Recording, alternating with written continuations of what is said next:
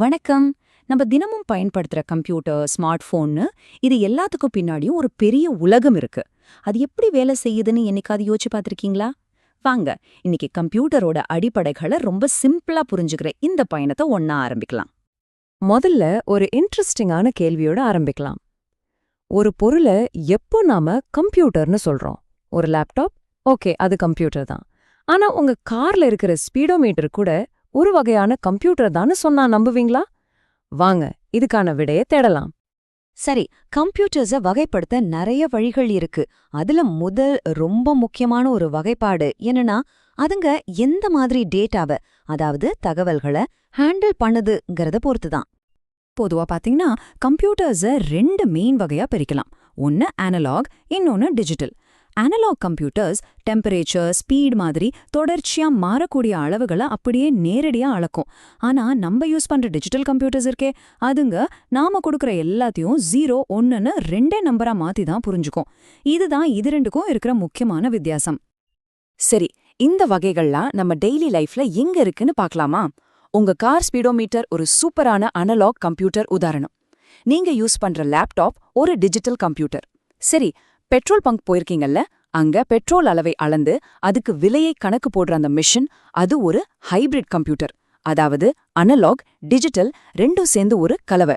சமையல்ல கம்ப்யூட்டர்ஸ் எப்படி வேலை செய்யுதுன்னு பார்த்தோம். இப்போ அதோட சைஸ வச்சு எப்படி பிரிக்கிறாங்கன்னு பார்க்கலாம். ஒரு பெரிய ரூம் சைஸ்ல இருக்கிற ராட்சச கம்ப்யூட்டர்ல இருந்து நம்ம உள்ளங்கையில அடங்குற ஸ்மார்ட் போன் வரைக்கும் யோசிச்சு பாருங்க. சைஸ் மாற மாற அதோட பவரும் பயன்பாடும் எப்படியெல்லாம் மாறுதுன்னு இப்ப பார்க்கலாம். இங்க பாருங்க இந்த லிஸ்ட். ஒரு பக்கம் வெதர் ஃபோகாஸ்டிங் மாதிரி ரொம்ப காம்ப்ளெக்ஸான கணக்கெல்லாம் போடுற சூப்பர் கம்ப்யூட்டர்ஸ், இன்னொரு பக்கம் நம்ம பாக்கெட்ல இருக்கிற ஸ்மார்ட் போன். இதுக்கு நடுவுல பெரிய பெரிய கம்பெனிங்க யூஸ் பண்ற மெயின் ஃப்ரேம்ல இருந்து நாம யூஸ் பண்ற டெஸ்க்டாப் வரைக்கும் ஒவ்வொன்றும் ஒரு குறிப்பிட்ட வேலைக்காகவே டிசைன் பண்ணப்பட்டிருக்கு. இதுவரைக்கும் கம்ப்யூட்டரோட வெளித்தோற்றத்தை பத்தி பார்த்தோம். இப்போ அதோட இதய பகுதிக்குள்ள, அதாவது மூளைக்குள்ள போகலாம். ஆமாங்க, கம்ப்யூட்டரோட மூளைன்னு சொல்ற ப்ராசஸர் தான் அதோட எல்லா வேலைகளுக்கும் முக்கியமான காரணம். ப்ராசஸரோட வேகத்தை கம்ப்யூட்டரோட ஹார்ட் பீட்னு கூட சொல்லலாம். ஒரு செகண்டுக்கு அது எத்தனை தடவை துடிக்குது, அதாவது எத்தனை கணக்குகளை போடுதுங்கிறது தான் இந்த ஜிகாஹெர்ட்ஸ்ங்கிற கணக்கு. சிம்பிளா சொல்லணும்னா, இந்த வேகம் எவ்ளோ அதிகமா இருக்கோ அந்த அளவுக்கு உங்க கம்ப்யூட்டர் ராக்கெட் வேகத்துல வேலை செய்யும். இந்த டைம்லைனை பாருங்க, டெக்னாலஜியோட வளர்ச்சி எவ்ளோ அபாரமா இருக்குன்னு புரியும். ஒரு சின்ன உதாரணம் சொல்றேன். ஆரம்ப காலத்துல இருந்த 8-பிட் ப்ராசஸருங்கிறது டேட்டா போறதுக்கும் ஒரு சின்ன ஒத்தேடி பாதை மாதிரி. ஆனா இன்னைக்கு நம்ம யூஸ் பண்ற 64-பிட் ப்ராசஸர் அது ஒரு 64 வழி சூப்பர் ஹைவே மாதிரி. ஒரே நேரத்துல எவ்ளோ டேட்டாவை ஹேண்டில் பண்ண முடியுது பாருங்க. இதனால தான் கம்ப்யூட்டரோட வேகம் பல ஆயிரம் மடங்கு அதிகரிச்சிருக்கு. நீங்க கண்டிப்பா core i3, i5, i7, i9 இந்த மாதிரி பேர்களை கேட்டிருப்பீங்க இல்லையா? இதெல்லாம் என்னன்னா இன்னைக்கு கம்ப்யூட்டர்ல இருக்கிற மல்டி ப்ராசஸர் சிஸ்டம்ஸோட லெவல்ஸ் தான். இன்னும் சிம்பிளா சொல்லணும்னா, ஒரு வேலையை ஒருத்தர் செய்யறதுக்கும் அதே வேலையை 4 பேர் சேர்ந்து செய்யறதுக்கும் வித்தியாசம் இருக்குல்ல, அது மாதிரிலாம். ஒரே சிப்புக்குள்ள பல மூளைகள் வேலை செய்யற மாதிரி. ஓகே, ப்ராசஸர் பத்தி பார்த்தாச்சு. அடுத்து கம்ப்யூட்டரோட மெமரி, அதாவது நினைவகத்தை பத்தி பார்க்கலாம். இதை ரொம்ப ஈஸியா புரிஞ்சுக்க உங்க ஒர்க் டெஸ்கையும் ஒரு ஃபைல் ரூமையும் கற்பனை பண்ணிக்கோங்க. இப்போ நீங்க ஒரு வேலை செய்றீங்கன்னா என்ன பண்ணுவீங்க? தேவைப்படுற ஃபைல்ஸை ஃபைல் ரூம்லேருந்து எடுத்து உங்க டேபிள் மேல வைப்பீங்க, கரெக்டா? கம்ப்யூட்டரும் கிட்டத்தட்ட இதே மாதிரி தான் வேலை செய்யுது. அந்த ஃபைல் ரூம் தான் அதோட நிரந்தரமான செகண்டரி மெமரி. உங்க ஒர்க்கிங் டேபிள் தான் வேகமான ஆனா தற்காலிகமான பிரைமரி மெமரி.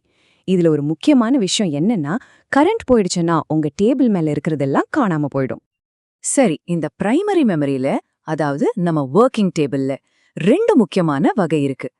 RAM, அதாவது ரேண்டம் ஆக்சஸ் மெமரி. இதுதான் நம்மளோட தற்காலிகமான ஒர்க் ஸ்பேஸ். ஆனா ROM, அதாவது ரீட் ஒன்லி மெமரி, அது ஒரு ரூல் புக் மாதிரி. கம்ப்யூட்டரை எப்படி ஆன் பண்ணணுங்கிற மாதிரி முக்கியமான விதிகள்லாம் அதுல தான் இருக்கும். அந்த புக்ல இருக்கிறத நம்மால மாத்தவே முடியாது. அப்போ செகண்டரி மெமரினா என்ன? ரொம்ப சிம்பிள். நீங்க உங்க கம்ப்யூட்டர்ல சேவ் பண்ற ஒவ்வொரு விஷயமும், உங்க ஆபரேட்டிங் சிஸ்டம்ல இருந்து நீங்க எடுத்த போட்டோஸ், டாக்குமெண்ட்ஸ் வரைக்கும் எல்லாமே பெர்மனண்டா ஸ்டோர் ஆகிற இடம் தான் இது. சொல்லப்போனா இதுதான் உங்க டிஜிட்டல் ஃபைல்ஸோட நிரந்தர வீடு. இந்த நிரந்தர ஸ்டோரேஜ்லயும் ஒரு பெரிய பரிணாம வளர்ச்சியே நடந்திருக்கு. ஆரம்ப காலத்துல மேக்னெட்டிக் பவரை யூஸ் பண்ண ஃப்ளாப்பி டிஸ்க் வந்துச்சு. அதுக்கப்புறம் லேசரை யூஸ் பண்ணி வேலை செஞ்ச சிடி டிவிடி எல்லாம் வந்தது.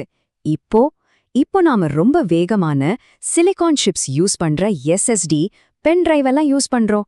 டெக்னாலஜி எங்கேயோ போயிடுச்சு இல்லையா? இன்னைக்கு நம்ம கம்ப்யூட்டர்ஸ அது வேலை செய்யற விதம், அதோட சைஸு, அதுக்குள்ள இருக்கிற பாகங்கள்னு பல விதமா பிரிச்சு பார்த்தோம். ஆனா டெக்னாலஜி ஒரு இடத்துல நிக்கிறதே இல்ல.